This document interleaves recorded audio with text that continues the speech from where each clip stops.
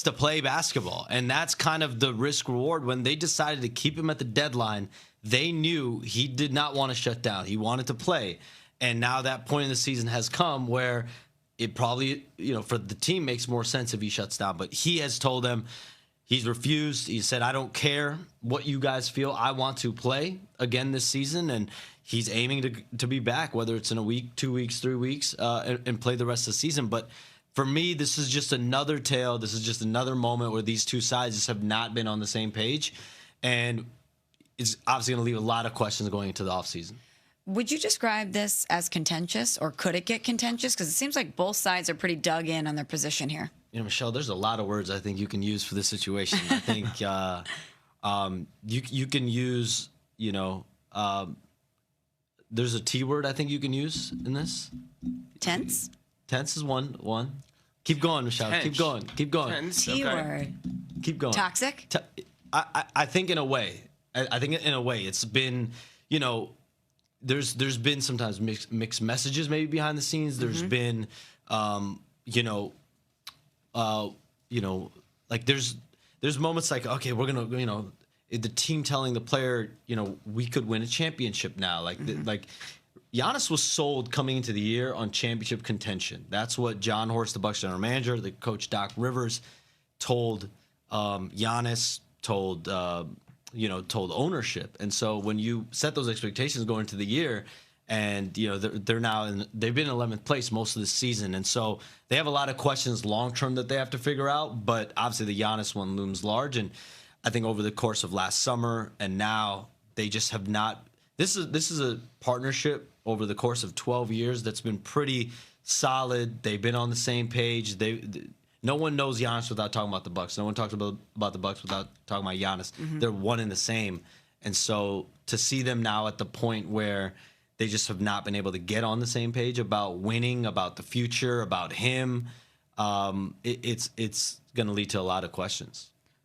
So what you said there about them selling Giannis on championship contention is so wild to me, because anybody who looked at this roster knew this roster was not competing for a championship. So pardon me if I don't feel bad for Giannis for being sold a used car when the muffler was hanging off of it. But in terms of the end of this thing, where do you see it going? Like, how do you see this ending? And could this possibly be something where it can be, as toxic as it is, like a peaceful transition where Giannis goes to another squad? Yeah, I mean, I think it's hard to know exactly how this goes, because technically he is contract extension eligible on October 1st, 4 years, $275 million. But I think the moment the season ends, there's going to be more hard conversations between these two sides, and the Bucks internally have a lot to figure out with their own stuff, and internally they're going to have to figure that out, and then it's going to lead to more conversations with their star player. But they have open conversations on trades last summer. They talked to the Knicks for a period of a couple weeks. This season, they talked to Minnesota, Miami, Golden State, multiple other teams. They sifted through multiple offers. They made counter offers. Offers were made. So it's not like it would be new news if they suddenly, this offseason in June and July, as we get close to the draft, open it up again. I think it would behoove them not to see what else is out there. That's part of the reason why you wait into the offseason.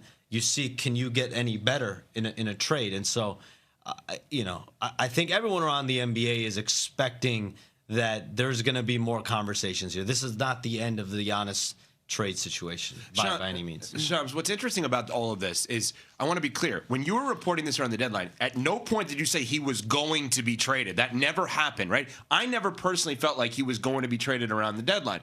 And so now I look at this situation and I say, why don't they just let him play if he wants to play? Because they don't technically control their own pick. They get the worst pick between theirs and the Pelicans. So there's all these other things.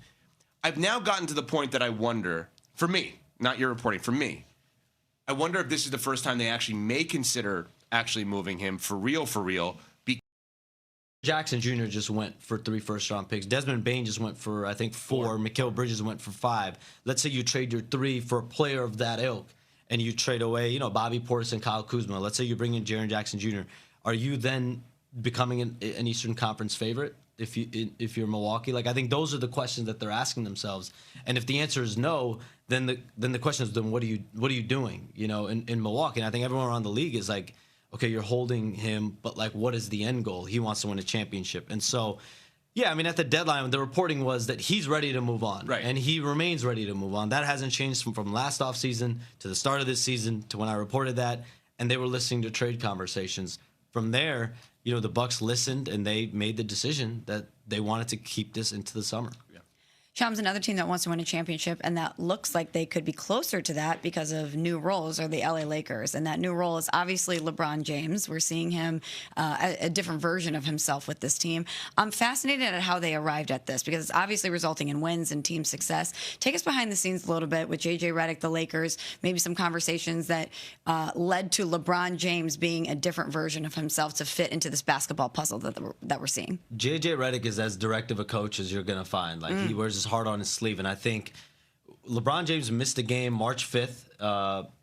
He played March 5th, then he sat out a week. Then he played again on March 12th. And when I talk to people around there, they felt like those couple games that he missed, a few games that he missed, it was an opportunity for him to observe, to essentially have a renewed perspective on this team. Luka Doncic was going off during that week off.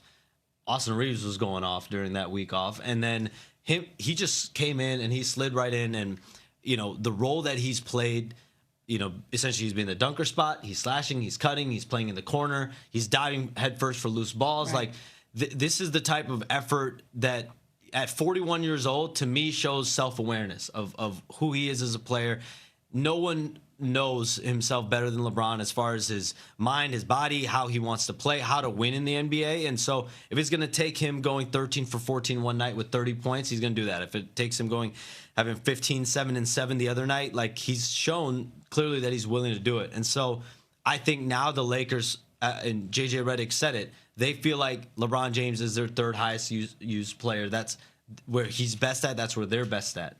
And so he's embraced it. Luka and Austin Reeves obviously playing, you know, MVP and All-Star caliber ball respectively. And so I think there's no better time than now for the Lakers to be peaking and to find out their form and exactly how they're going to thrive with those three guys, knowing their roles, and then everything else. Then the rest of the role players have to step up now if this team is going to potentially make a run to the Western Conference Finals in the second round. Mm-hmm. Shams, on the other side of the spectrum, I don't know if you know that Smalls went courtside to the Nets game. I did. Yeah, I did. Everybody knows. Come on now. Yeah, rub elbows with fellow celebrities and all that stuff. It's massive news in New York. You didn't break it, though. That's why I was waiting for the tweet. Actually, he was covering that. So Smalls came in this morning talking about how she could possibly be on the Nets bandwagon. She wants to get in early with the Nets, right? They're kind of like cratering right now. Can you give us some prospects on what the next, few years of her sports fandom could look like following the Nets? Give her a little hope here. Well, I'm an optimistic person. So next season, I believe they have a swap right pick.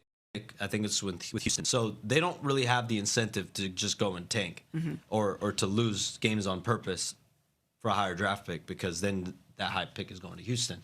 And so I think it behooves them not to make upgrades around the team. And I do think when you look at what they have, they're going to have almost $50 million in cap space this summer. They have dozens of first-round picks, dozens of ton of swaps, dozens of second-round picks. They have the ability, if they want, to go get players, get multiple star players. Now, you're probably not looking at that route because you still want to build the right way. You don't want to mortgage all your draft picks for a couple of players that might not fit. But if they find those players that do fit that timeline of being early to mid-20s, those guys are hard to find. But I think their flexibility allows them, I think, over the next 3 to 5 years to get back to the point where, let's remember, Kevin Durant, Kyrie Irving chose the Brooklyn Nets in 2019. They wanted to play there. They wanted the culture of Brooklyn. And, so they've shown some proof of concept of going out and being able to attract stars. Now it's just they have to do it again, and they have a little bit more asset pool to play with this time around. Along So Michelle I could be Smallman. getting in at the right time. Yeah, there you are. You So are. I don't know, Dennis. How did I do? Did I sell you? Forget Smalls. I think she's already sold. I think she's already hooked on. Yeah, I on think the Nets bandwagon. maybe if I got to hang out with Smalls, be courtside with her, maybe I'll believe in the Nets too. But right here from Atlanta, Georgia, don't really see it. But hey, maybe in a couple years I'll be proving. Well, Atlanta's doing 11 in a row, by the way, for the Hawks. Last thing here with Shams Charania, ESPN senior NBA insider, along with Michelle Smallman, David Dennis Jr., Evan Cohen with you. Does the NBA know right now? You reported this week about Vegas and Seattle. Does the NBA know who's going to own those teams? We don't. Do they? No. This is going to be a So bidding. this is really an open bidding war. This is going to be a bidding. Now, again, does Adam Silver have stuff that I don't know about or people that I speak to aren't privy of? Sure, that's a possibility. But as of right now, I think there's a full expectation that this will be an open bidding process. Next week's, there's a vote on March 25th to essentially start the process of getting applications, getting bids, and all of that. And it's on Las Vegas. It's on Seattle. Those are the two teams that they would be bringing in. 32-team league. And everyone I talk to believes this vote's a formality. It just gives the league permission to go out there in the marketplace and explore. And I think they're going to get a bunch of interest, a ton of bidders. And, I think the expectation is somewhere in the $7 to $10 billion range for each of those teams. And so LeBron being a part of one of the groups potentially?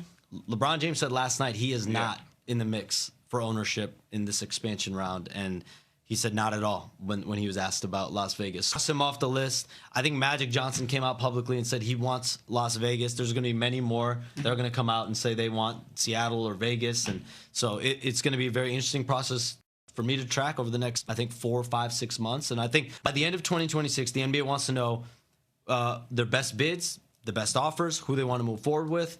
And then essentially, if they get to that $7 to $10 billion range, Stephen A. said on First Take on Monday, I believe it was, he said they're getting $10 billion each for Seattle and Las Vegas. And I said, Stephen A., if they're getting $10 billion each, expansion is 100% happening, and every owner in the NBA is going to be thrilled because that means everyone's valuation is skyrocketing. And they don't care if they score 24 points in the first half of a game at that point. Yeah, right. Shams Charania,